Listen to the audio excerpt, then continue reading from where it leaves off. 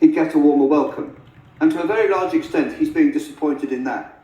But as you can see, in the rest of the country, these are people who speak Ukrainian and see themselves as democratic Ukrainians. And of a population of about 41 million people in Ukraine, let's say 35 million are in this Western category. A Russian army, even a powerful Russian army of maybe even 200,000 soldiers, is not going to subjugate the will of 35 million Ukrainians unless it is prepared to use quite astonishing amounts of force, the sort of force that would constitute ethnic cleansing or indeed genocide. So we should look at Kiev, which remains the political and military centre of gravity of this campaign. What we've seen over the course of the last few days are Russian forces arriving on the outskirts of the city.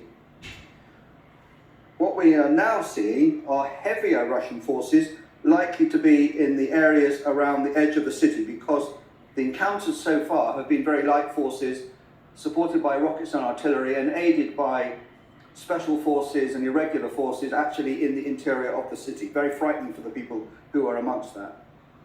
So the big question that faces the Russian military today is, if they want to put their tanks here in the middle of Kiev, then they're going to have to fight their way in. They're not going to find it easy to get in. They'll be opposed not just by the military, but by civil society, most of whom now have weapons. And in order to do that, they're going to have to destroy a lot of the city they may think they're liberating and kill a lot of the citizens.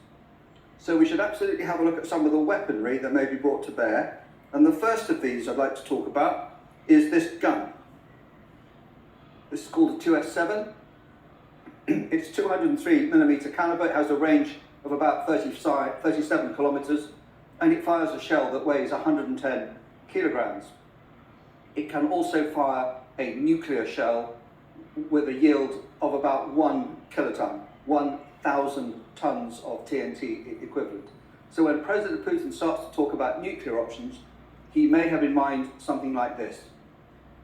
But there are other equally devastating weapons that are not nuclear. On this next photograph,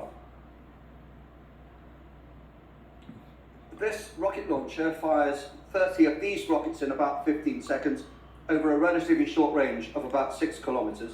And these are thermobaric rockets. They deliver a vapor that is exploded, producing essentially a wall of fire that would devastate the equivalent of a city block. These weapons have been seen in Ukraine. We don't believe they've been fired yet, but they're in the Russian inventory.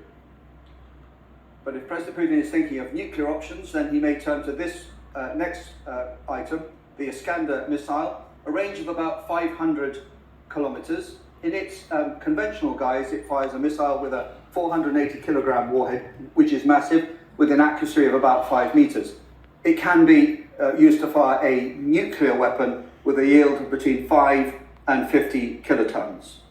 So with that range and with that sort of yield, it would be absolutely devastating if it was used in the context of the war underway in Ukraine. But President Putin has raised the stakes. He started to talk about nuclear weapons or insinuate nuclear weapons at a global level, and this means the sort of equipment on this next picture. This is an intercontinental ballistic missile. That means it reaches from Russia to the US and obviously into Europe. The warhead at the front of it has a yield of between 300 and 800 kilotons. 300 kilotons is enough to destroy Washington or London or Paris. And that means by raising this sort of spectre on the next map, we should understand that the stakes for Ukraine have now become global. Essentially, by raising the spectre of nuclear weapons, the rest of the Western Hemisphere is now on the pitch with Ukraine. Generals Richard Barrons there. Now, the United Nations estimated today that the number of Ukrainian refugees